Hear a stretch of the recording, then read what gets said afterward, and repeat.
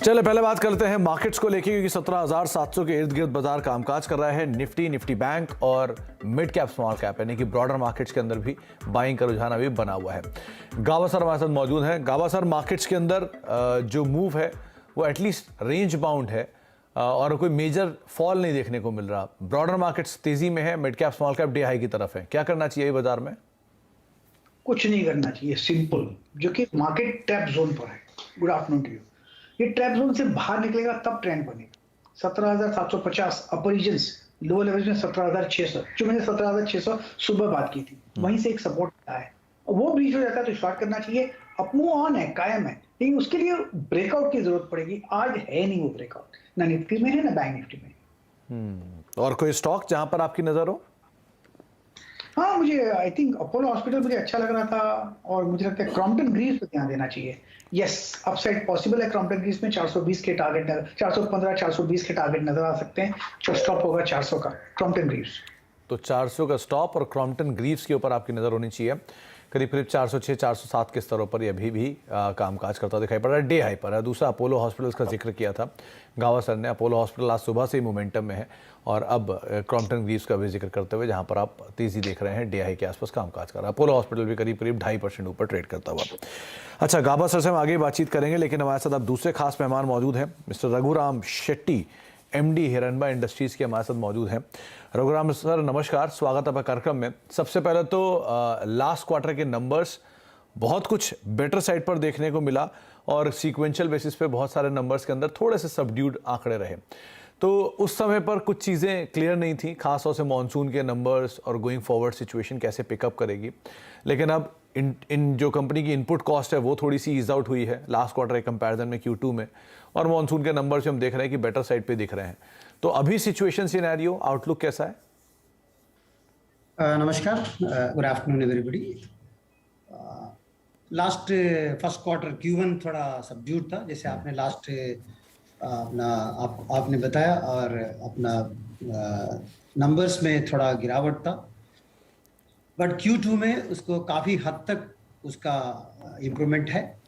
Pricing भी, raw material price भी first quarter में काफ़ी हद तक बढ़ा था, और utilities for example coal price, उसको चलते स्टीम प्राइस, स्टीम का कॉस्ट है, और रॉ मटेरियल में भी काफ़ी हद तक उसको जो बढ़ा हुआ था वो अभी करेक्शन में है, और उसके चलते प्रॉफिटेबिलिटी भी अच्छा रहेगा, और ग्रोथ भी काफ़ी हद तक सेकंड क्वार्टर अच्छा नज़र आ रहा है। जी, अच्छा सर, लास्ट क्वार्टर के नंबर्स में जो रेवेन्यूज़ का डेफिसिट था वो मॉनसून के डिले की वजह से मान लें, या एक्सपोर्ट के नंबर्स में कुछ सबड्यूड आंकड़े थे जिसका एक इम्पैक्ट कंपनी के ओवरऑल नंबर्स में आया? यस, दोनों साइड में हिट था वो। मॉनसून भी डिलेड था, और एक्सपोर्ट में भी काफ़ी हद तक कोविड का इम्पैक्ट चाइना में भी हमारा काफ़ी जा रहा है, बाकी एरिया में भी जा रहा है, थोड़ा इम्पैक्ट पड़ा। बट अपने पास काफ़ी स्टॉक भी था। Q2 में उसका काफ़ी हद तक उसका इम्प्रूवमेंट दिखेगा। ओवरऑल अपना डेफिसिट इम्प्रूवमेंट भी रहेगा, और डेफिसिट को भी हम लोग काफ़ी हद तक Q2 में हम लोग कवर करने वाले हैं। ओके, अच्छा सर, एक चीज़ और रघुराम सर की, आपने कोविड लॉकडाउन की बात की चाइना में। अभी भी जो सिचुएशन सिनेरियो वहाँ पर इतनी बेटर हुई नहीं है, कई सारे प्रोविंसेस में वहाँ पर अभी भी लॉकडाउन लगाया जा रहा है। तो अभी सिचुएशन सिनेरियो क्या है वहाँ पर आपके चाइनीज़ बिजनेस को लेकर, और दूसरा ओवरऑल बिजनेस का कितना % हिस्सा कंपनी चाइना से उठाती है, और एक्सपोर्ट्स का कितना हिस्सा चाइना से उठाती है? चाइनीज सिचुएशन काफ़ी हद तक इम्प्रूवमेंट हो गया। Q1 to Q2 में अब लिया तो चाइना में हमारा एक्सपोर्ट अभी शुरू हो गया, और थोड़ा लॉजिस्टिक इश्यूज भी चलते थे, पोर्ट्स भी बंद था, वो पोर्ट भी अभी खुल रहा है, एक्सपोर्ट अभी चालू हो गया। काफ़ी ऑर्डर पोजीशन भी अभी चाइना से अच्छा है, बाकी एरिया में भी अच्छा है। जो चाइनीज इम्पैक्ट लास्ट ईयर का कंपैरिजन में फर्स्ट क्वार्टर में काफ़ी डाउन था, बट अभी ऑर्डर पोजीशन चाइना में अच्छा है। और हमारा परसेंटेज देखिएगा तो एक्सपोर्ट का 20% है, वो चाइना में है। वो ओवरऑल हम लोग उसको कवर करने वाले हैं। ओके, तो Q3 Q4 में मेन सीजन आ रहा है चाइना का, Q3 एंड Q4 में, और ओवरऑल एनुअलाइज्ड देखिएगा तो उसको वो कवर करेगा। ओके रघुराम सर, आपने कहा Q3 Q4 ऑनवर्ड्स नंबर जो हैं वो चाइना से रिवर्स हो जाएंगे। Q2 ऑनवर्ड्स नंबर्स के अंदर हमने एक इम्प्रूवमेंट देखा है इनपुट कॉस्ट के फ्रंट पर, डोमेस्टिक फ्रंट पे, और साथ साथ मॉनसून के फ्रंट पर भी। तो Q1 के बाद Q2, Q3, Q4 जो ये 3 क्वार्टर्स रहेंगे, क्या ये मान के चले ये तीनों क्वार्टर Q1 से बेटर साइड पे जाएंगे? डेफिनेटली Q2 बेटर रहेगा, हाँ। Q3 भी अच्छा रहेगा, Q4 स्लाइटली डोमेस्टिक डाउन रहेगा लेकिन एक्सपोर्ट में वो कवर कर लेगा। ओके, तो आपने जो देखिएगा तो जी, तो आपने जो ईयर मार्क की थी अपनी growth guidance internally last year के लिए, आप उसको एक्सीड कर जाएंगे अगले 3 क्वार्टर्स को? लास्ट ईयर से डेफिनेटली अपवर्ड है, लेकिन हमने जो ग्रोथ बताया तो 16 to 18% of top line growth and EBITDA में वो ओवरऑल हम लोग कवर कर लेंगे। ओके, फर्स्ट क्वार्टर का जो भी डाउन साइज भी अनदर Q2 में काफी हद तक कवर करेंगे और Q4 Q3 Q4 में ओवरऑल हमारा ग्रोथ जो हम लोग नंबर्स दिए हैं ट्रैजेक्टरी उसको हम कवर कर लेंगे। ओके रघुराम सर, एक चीज़ और, लास्ट ईयर शायद कंपनी ने एक प्रोडक्ट लॉन्च किया था। इस बार ही अभी प्रोडक्ट लॉन्च की जो पाइपलाइन है वो किस तरह की है? कौन कौन से लॉन्चेस आप देख रहे हैं, कितने और कौन कौन से लॉन्चेस जो हम एक्सपेक्ट कर सकते हैं? डोमेस्टिक ब्रांड में हमने 2-3 प्रोडक्ट तो ऐड किया है। ओके, एंड एक्सपोर्ट में कुछ अपना प्लान्स आ रहे हैं। अभी सरिगम हमारा दो साइट अभी है, वापी में है और सरिगम में। सरिगम में हमारा प्रोजेक्ट चालू है। बाय ईयर एंड Q4 में हमारा सरिगम प्लांट भी प्रोडक्शन चालू होगा। उसमें हम लोग 1-2 प्रोडक्ट न्यू प्रोडक्ट भी ऐड होंगे। डोमेस्टिक न्यू बोले तो टोटली न्यू नहीं है, बट न्यू हमारे लिए न्यू है वो है। प्लस हमारा overall growth in export side में भी अच्छा रहेगा। हमारा रजिस्ट्रेशन 1-2 रजिस्ट्रेशन यूएस और यूरोप में भी मिला है, उसमें भी हमारा पुश एक्सपोर्ट फ्रंट में भी थोड़ा पुश होगा इन यूएस एंड यूरोप में। अच्छा शेट्टी सर, एक बात और, ये सरिगम फैसिलिटी की इसकी आपने बात की, ये लास्ट क्वार्टर तक Q4 तक आके स्ट्रीम होते हुए दिखाई पड़ेगी। तो किस तरह से वॉल्यूम एडिशन 1, दूसरा कौन कौन से प्रोडक्ट्स 2, और तीसरा क्या एक्सपोर्ट्स मार्केट को केटर करेगा ये प्लांट? यस, इस ओवरऑल इंस्टॉल्ड कैपेसिटी उसका 5000 मेट्रिक टन है, बट वो ग्रेजुअली होगा, इन वन गो में नहीं है।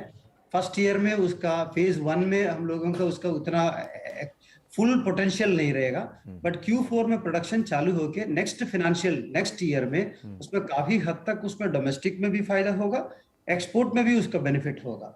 सरिगम में हमारा दूसरा हाफ उसका जो भी है, हाफ ऑलरेडी डेवलप्ड है फॉर्मुलेशन एंड पैकिंग में। उसका काफी बड़ा उसका लास्ट 2 साल पहले ही उसका इंस्टॉल किया है। उसका कैपेसिटी काफी बड़ा है। ये formulation different type of formulation का एक लेटेस्ट मशीन है, ये फैक्ट्री है। उसमें डोमेस्टिक ब्रांड के लिए और एक्सपोर्ट का वो फॉर्मुलेशन के लिए उसमें हम लोग कैटर कर रहे हैं। वो ऑलरेडी रनिंग में है, पर टेक्निकल साइड में अभी हमारा सिविल चालू है एंड Q4 तक हमारा इंस्टॉलेशन एंड प्लांट चालू होगा उसमें। ओके, अच्छा सर, ये शेट्टी सर, लास्ट क्वार्टर में इनपुट प्रोडक्ट्स हायर साइड पर थे, तो उसको मिटिगेट करने के लिए आपने कुछ प्राइस हाइक लिए थे क्या? और दूसरा, अब वो जो, क्योंकि प्राइसेस नीचे आ गए हैं, तो कितना मार्जिन सपोर्ट वहां पर आप देख रहे हैं इस प्राइस हाइक की वजह से? इसमें लास्ट प्राइस हाइक थोड़ा कंपटीशन की वजह से नहीं होता है, बट रॉ मटेरियल कम होने में उसका अभी प्राइसिंग स्टेबलाइज है। जो प्राइसिंग रॉ मटेरियल को जो डाउनवर्ड लेवल है उसका प्रॉफिटेबिलिटी हमारा सेल्स में अभी दिखेगा। सो प्रॉफिटेबिलिटी भी Q1 से हमारा Q2 में बेटर प्रॉफिट अभी एबिटा और पैट में दिखेगा। अच्छा, तो कोई प्राइस हाइक अभी भी कोई योजना नहीं है ना प्राइस हाइक की?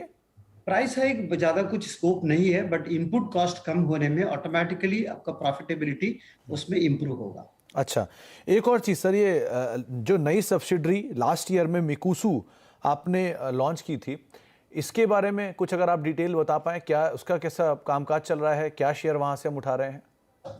उसमें बहुत बड़ा एक टर्नओवर इस फर्स्ट ईयर में नहीं मिलेगा। The main purpose is domestic brand में बहुत बड़ा एक स्कोप है, एग्जिस्टिंग में हमारा है, बट उसमें बहुत बड़ा एक स्कोप ज्यादा दिख रहा है हमको। तो उसमें इसके लिए सेपरेट एक ब्रांड चालू किया है, उसमें न्यू प्रोडक्ट्स सब कुछ कॉम्बिनेशन प्रोडक्ट्स सेपरेट सोच में वो किया है। इस बार उसका एक टर्नओवर ज्यादा नहीं, एक 20-25 करोड़ का दिख रहा है, बिकॉज अभी हिरनबा में 20-25 स्टेट्स में, पोटेंशियल स्टेट्स में से है प्रोस्पेक्ट है। उसमें 4-5 स्टेट में भी ऑलरेडी हम लोग मिकुसु में अभी अपना जो चालू किया है, officers, godowns, employ man power and all, by year end और 3-4 स्टेट में चालू करके 8 स्टेट्स का हम लोग 8 to 9 स्टेट्स का बाय ईयर एंड हम लोग एक एस्टैब्लिश होगा।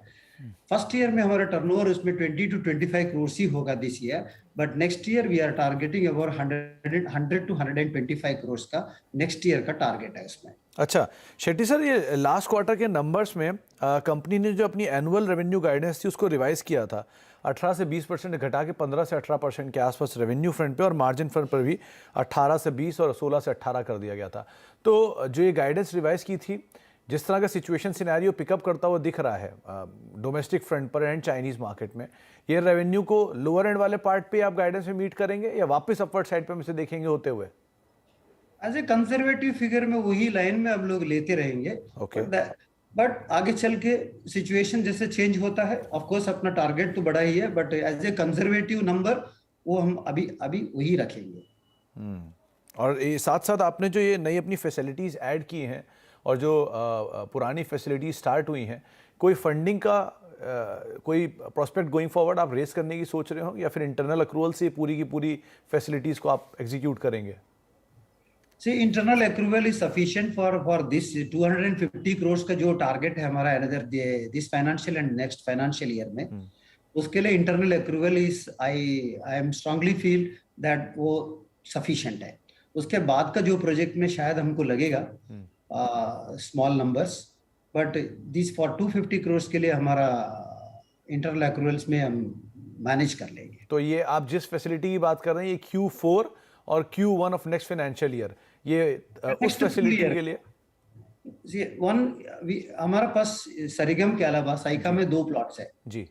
एक प्लॉट अभी हम लोग इमीडिएटली आफ्टर मॉनसून हम लोग उसमें चालू करने वाले हैं project work, that is fully ये हर्बिसाइड साइट।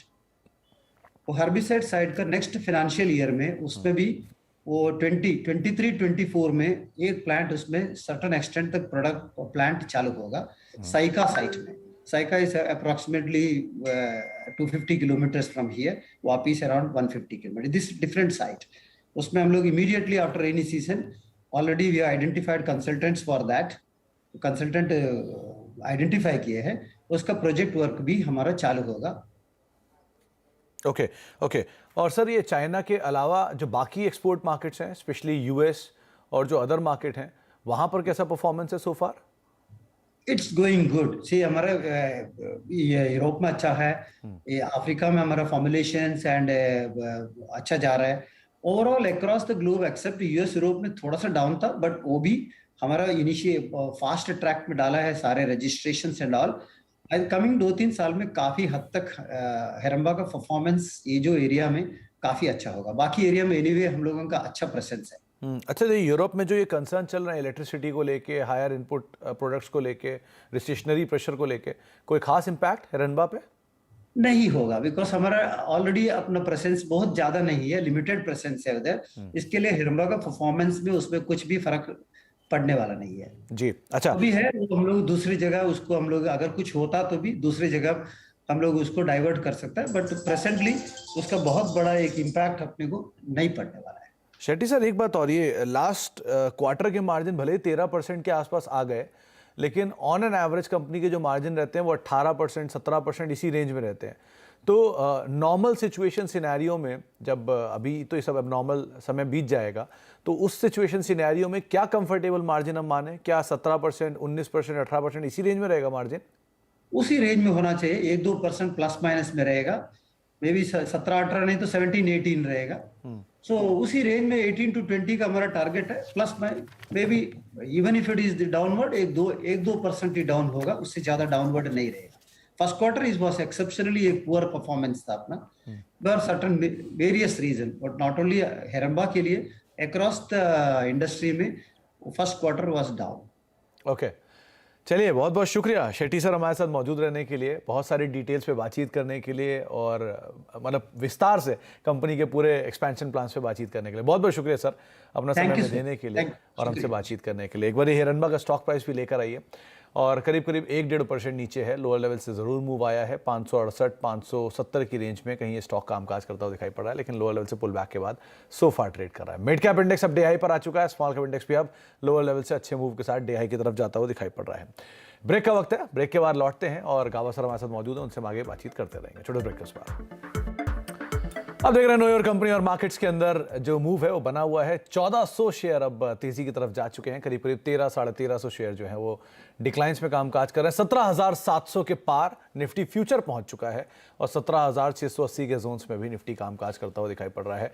डे हाई से थोड़ा सा नीचे निफ्टी बैंक वापस फ्लैट और मिड कैप स्मॉल कैप के अंदर अभी भी खरीदारी का रुझान बना हुआ है। करीब करीब 0.5% ऊपर मिड कैप इंडेक्स और करीब करीब 0.5% ही तेज स्मॉल कैप इंडेक्स पे भी कामकाज कर रहा है। तो दोनों इंडिसेस में एटलीस्ट खरीदारी बनी हुई है, लेकिन हाँ फ्रंट लाइन इंडेक्स जो है वो ज़रूर थोड़ी बहुत वॉलेटिलिटी दिखा रहा है। एडवांस डिक्लाइन 1400 शेयर तेजी में, करीब करीब 1350 या 1450 शेयर जो है वो बिकवाली के साथ कामकाज करते हुए दिखाई पड़ रहे हैं। ब्रेक का वक्त है, ब्रेक के बाद लौटेंगे और कमाई का अड्डा लेके हमारे साथ वीरू और हर्षिता मौजूद होंगे। छोटे ब्रेक के उस पार। नमस्कार।